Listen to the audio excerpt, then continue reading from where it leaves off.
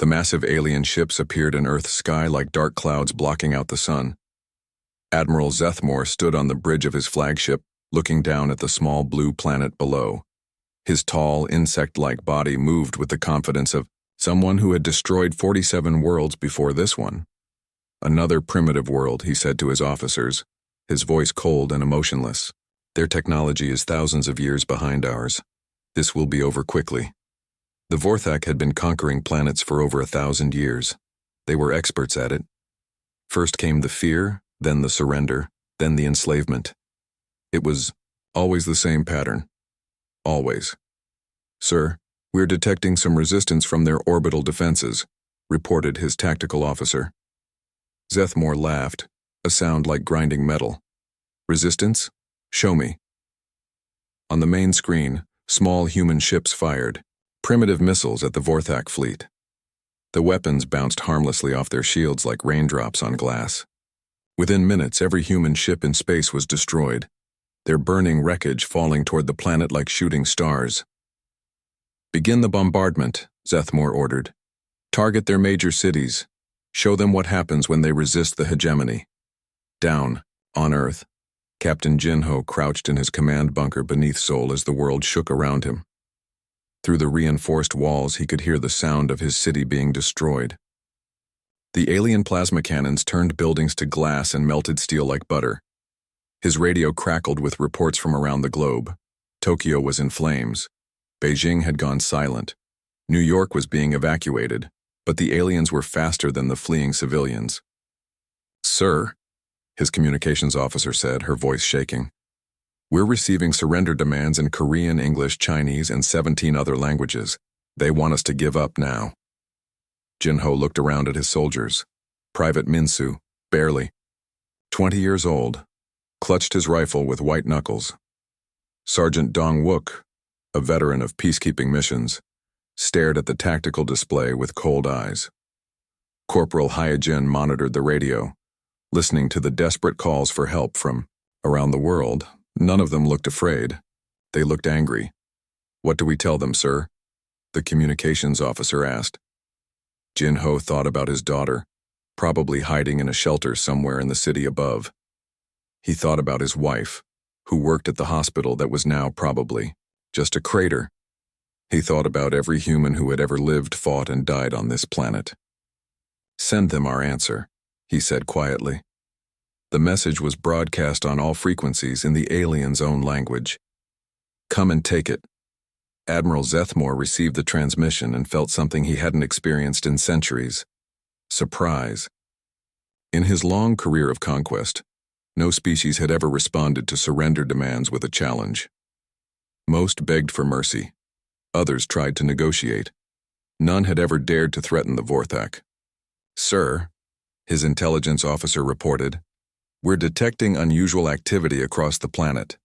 Instead of fleeing or surrendering, the humans appear to be mobilizing for war." "Impossible," Zethmore said. "Our scans show they have never conquered another world. They have no experience with interstellar warfare. What could they possibly know about fighting?" As if in answer to his question, alarms began blaring across the bridge. On the tactical display, red warnings flashed as missiles streaked up from the planet's surface. But these weren't the primitive weapons they had destroyed in space. These were nuclear weapons, hundreds of them, launched from hidden sites across the globe. "Shields holding," reported the tactical officer, but his voice carried a note of concern. "However, sir, they're not trying to destroy us. They're creating electromagnetic pulses to disrupt our sensors." More alarms sounded. Kinetic projectiles, simple chunks of metal fired from railguns, hammered against the fleet's shields. Individually, they were harmless, but there were thousands of them, all aimed with mathematical precision at the weakest points in the Vorthak defensive grid. "How do they know where to target?" Zethmore demanded. "Unknown, sir, but they're using our own sensor sweeps against us, analyzing our shield frequencies and finding weaknesses." Down on Earth, in a bunker beneath the ruins of Sol, Captain Jinho coordinated with resistance cells around the world. The aliens had superior technology, but they had made one critical mistake. They had underestimated human intelligence. Professor Kyung Min, a former astrophysicist, had analyzed the alien energy signatures within hours of their arrival. Engineer So Young had figured out how their shields worked by studying the wreckage of destroyed human ships.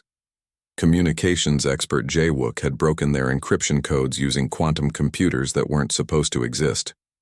Their shields operate on rotating frequencies, Kyung Min reported. If we time our attacks precisely, we can overload their systems. Railguns ready, reported Major Tae-hyun from the hidden military base in the mountains. Targeting solutions uploaded. Jin-ho watched the tactical display as humanity's counterattack began. It wasn't about winning. They all knew that was impossible. It was about showing these aliens that Earth wouldn't die quietly. Admiral Zethmore watched his tactical display with growing unease as more and more of his ships reported shield failures. The humans were using mathematics and physics like weapons, turning the very laws of nature against his fleet. Sir, his aide reported, Dropship 7 has been shot down. The humans are using weapons that shouldn't be able to penetrate our armor. What kind of weapons? Projectiles accelerated to near-light speed using electromagnetic fields.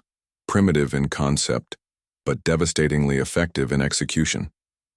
Zethmore realized with dawning horror that they had not encountered a primitive species. They had found something far more dangerous.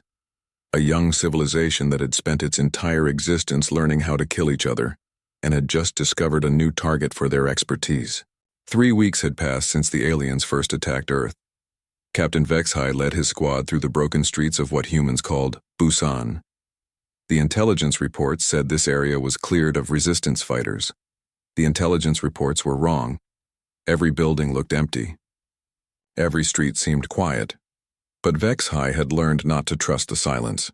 In 3 weeks of fighting, he had lost more soldiers than in 30 years of conquest across the galaxy. These humans fought like nothing he had ever seen. Movement. 2 clicks north, reported his scout through the comm system. Vexhai moved his squad forward, their heavy boots crunching on broken glass and concrete. The humans had turned their own destroyed city into a maze of death traps. Every pile of rubble could hide an explosive. Every shadow might conceal a sniper. Private Yuna pressed herself against the cold concrete, watching the alien soldiers move down the street below. Her position in the ruins of her old apartment building gave her a perfect view of their patrol route.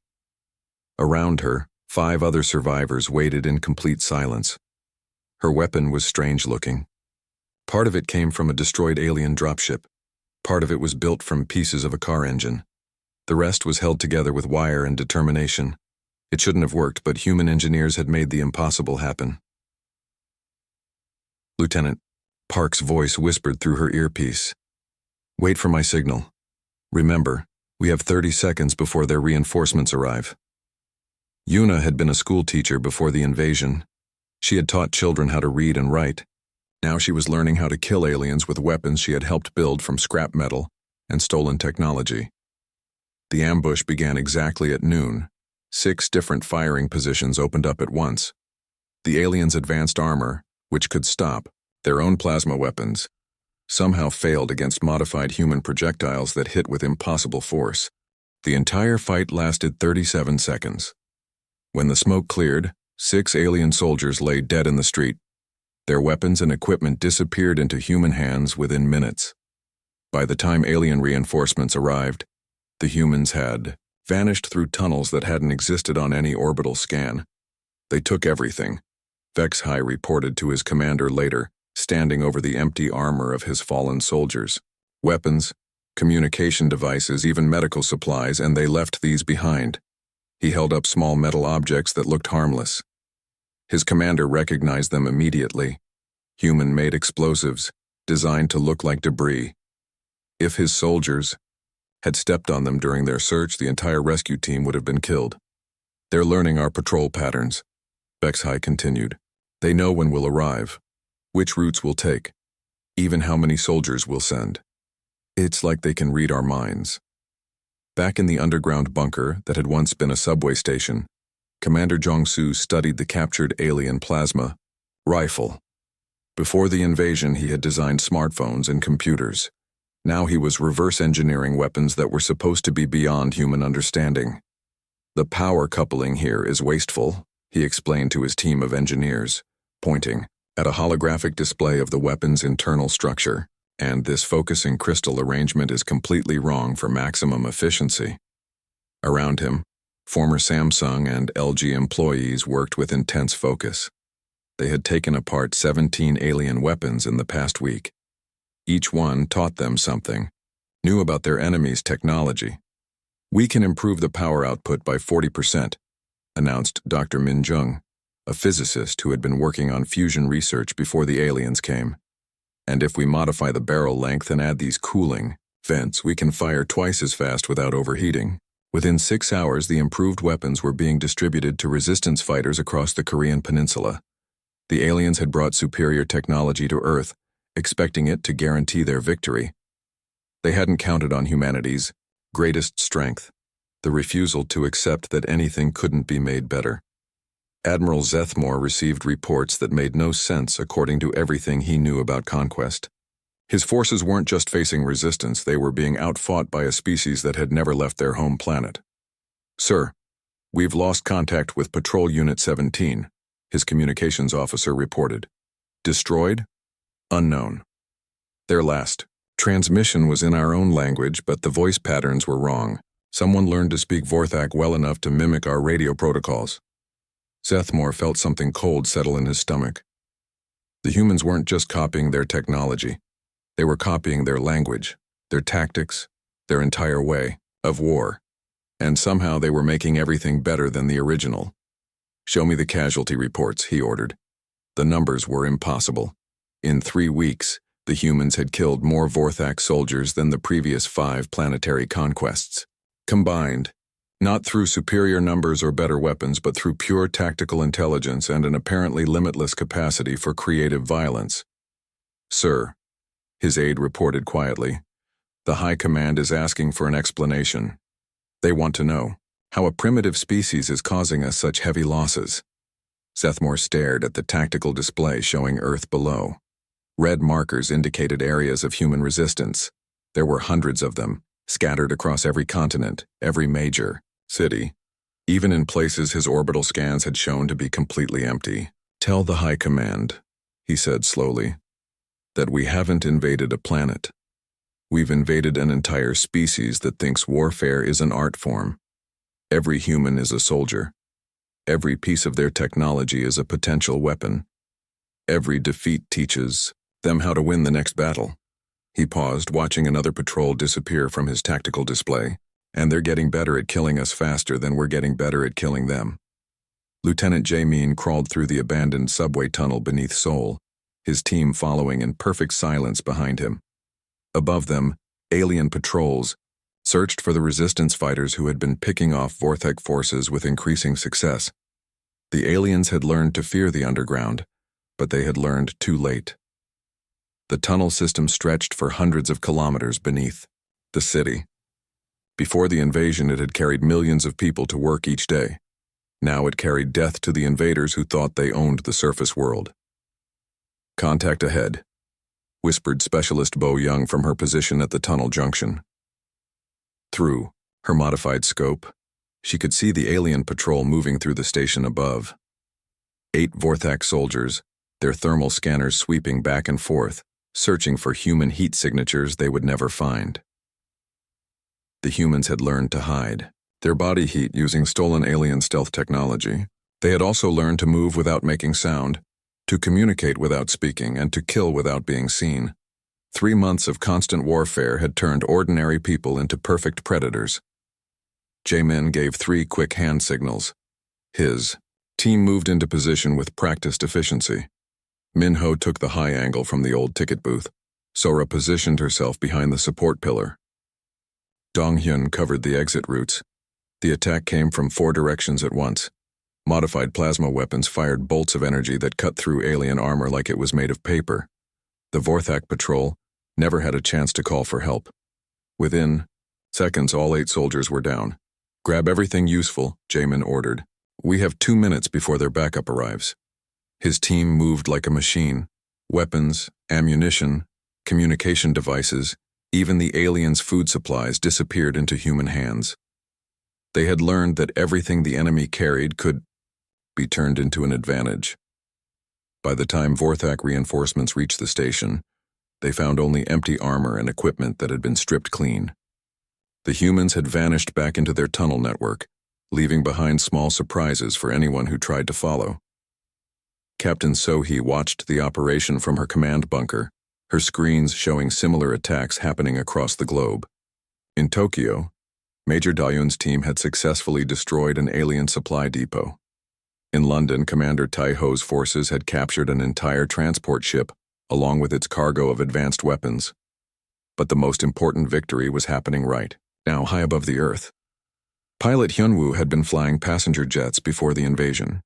He had carried families on vacation and business people to meetings. Now he sat in the cockpit of a captured Vorthak fighter, his hands steady on controls that had been designed for alien physiology.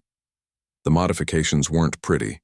Human engineers had rewired the entire control system, replaced the alien interface with something a human could use, and boosted the power systems far beyond their original specifications. The ship looked like it had been built by people who cared more about function than form. Phoenix Squadron. This is Phoenix Leader. Hyunwoo spoke into his communication system. Beginning attack run on the command ship. Behind him, 11 other captured fighters followed in perfect formation. Each was piloted by a human who had learned to fly alien technology through trial and error. Some had been military pilots. Others had flown helicopters or small planes. A few had only experience. From flight simulators, it didn't matter. They were all deadly now. The Vorthak command ship hung in orbit like a metal mountain, its weapons pointed down at the planet below. Its shields could deflect nuclear weapons. Its armor could withstand asteroid impacts. It had seemed completely safe from attack by primitive humans. That was its mistake. The captured fighters approached with their identification signals marking them as friendly to Vorthak sensors. The command ship's automated defenses saw allied craft returning from patrol. By the time the ship's crew realized what was happening, the humans were already inside the defensive perimeter. Admiral Zethmore stood on his bridge, watching in disbelief as his own fighters turned their weapons on his flagship. The first plasma bolts struck the shields and were absorbed harmlessly. But these weren't standard Vorthak weapons anymore. "Sir, those fighters are using modified power systems," his chief engineer reported, panic creeping into his voice. "They're firing with 60% more power than our original designs. The shields are failing." Zethmore felt something he hadn't experienced in his long military career: fear. The humans had not only learned to use Vorthak technology, they had learned to improve it. Weapons that his own engineers considered perfect had been made better by a species that had never seen them before 3 months ago. "How is this possible?" he demanded. "Unknown, sir. But they've changed everything. The power couplings, the focusing crystals, even the firing mechanisms. These weapons are more advanced than anything in our fleet." Explosions rocked the command ship as the human fighters pressed their attack. Hyunwoo led his squadron in a complex pattern that kept them moving too fast for the ship's defensive guns to track. It was a maneuver that no Vorthak pilot had ever attempted, because it required reflexes and creativity that their species simply didn't possess. "Phoenix 2, target their communication array," Hyunwoo ordered. "Phoenix 3, take out those shield generators." His pilots responded with precision that would have impressed their old flight instructors. Each attack was perfectly timed, each shot placed exactly where it would do the most damage. They flew like they had been born to it. Admiral Zethmore watched his shields collapse and felt the ship shudder under human weapons fire. The impossible had become routine.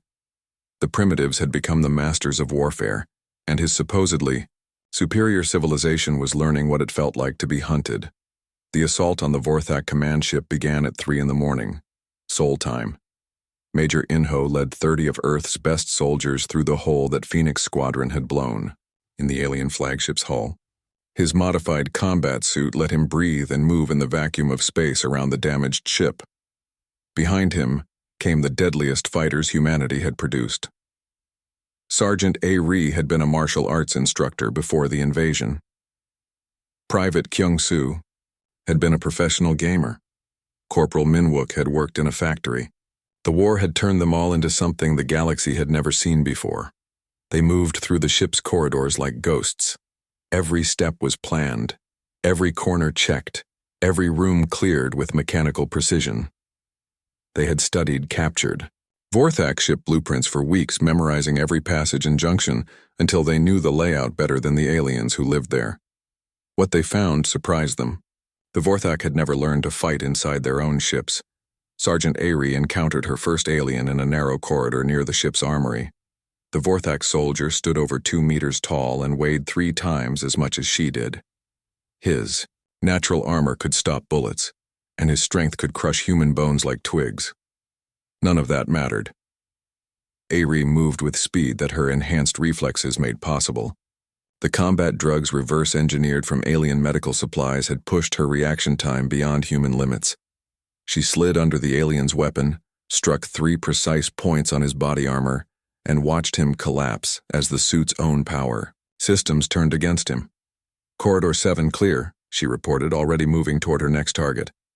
The Vorthak had conquered hundreds of worlds through orbital bombardment and overwhelming technological superiority. They had never needed to learn close-quarters combat. Their own ships were designed with wide corridors and open spaces that favored their large bodies and long-range weapons. The humans turned every design feature into a trap. Private Kyung-soo crouched beside a hacked security terminal, his fingers dancing across the alien interface with inhuman speed. Before the invasion, he had entertained millions of viewers with his gaming skills. Now those same reflexes were turning Vorthak security systems into weapons against their creators. Security drones redirected, he reported to Major Inho. Uploading. New target parameters now. On screens throughout the ship, Vorthak soldiers watched in horror as their own defense robots turned their weapons on their former masters. The drones that were supposed to protect the command ship began hunting its crew with ruthless efficiency. Engineering section secured, reported Corporal Minwook. The former factory worker had learned to sabotage alien machinery with the same skills he had once used to build cars. Behind him, critical ship systems sparked and died as human hands introduced chaos into perfectly ordered alien technology. Admiral Zethmore felt his flagship dying around him. Emergency lights flashed red in the corridors. Automated systems screamed, warnings in languages that no longer mattered. His crew ran in panic through passages that had become hunting grounds for an enemy they couldn't see or understand. "Sir, they've reached Deck 5, his aide reported, his voice shaking with terror. "Security teams 7 through 12 have stopped responding." "Deploy the heavy combat units," Zethmore ordered. "We tried, sir. The humans have taken control of our deployment systems. Our own weapons are hunting us." The Admiral stared at his tactical display and saw something that violated everything he knew about warfare. 30 humans were systematically dismantling a ship designed to carry 3,000 Vorthak soldiers. They weren't winning through superior numbers or better weapons. They were winning through pure intelligence and adaptability. Major Inho reached the bridge level and paused to check his team's status. They had lost only 2 soldiers in the entire assault, and even those had been wounded rather than killed. Their enemy, meanwhile, had lost over 300 crew members to their own security systems and the human strike team's surgical precision. "Charges set on all critical systems," reported Specialist Hae-jin. "We can destroy this ship whenever you give the order." Inho nodded, but destruction wasn't his primary objective. The humans had come to send a message, and that required keeping at least some of the alien command structure alive to deliver it.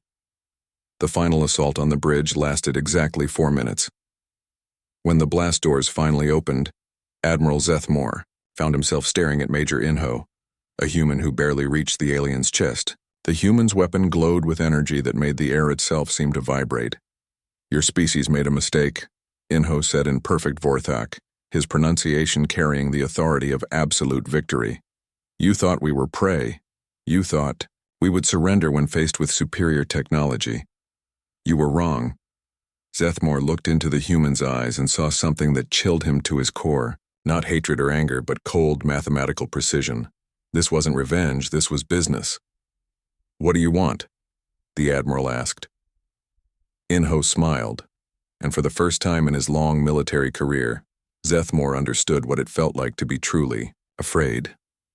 "We want you to go home," the human said quietly. "We want you to tell your leaders what happened here, and we want you to spread the word throughout your empire that Earth is off limits." "And if we refuse?" Inho's smile widened. "Then we'll come to you, and we'll bring everything we learned from this war with us." The Admiral realized that humanity's counterattack had only just begun. The Vorthak fleet limped away from Earth's solar system like wounded animals fleeing from a predator.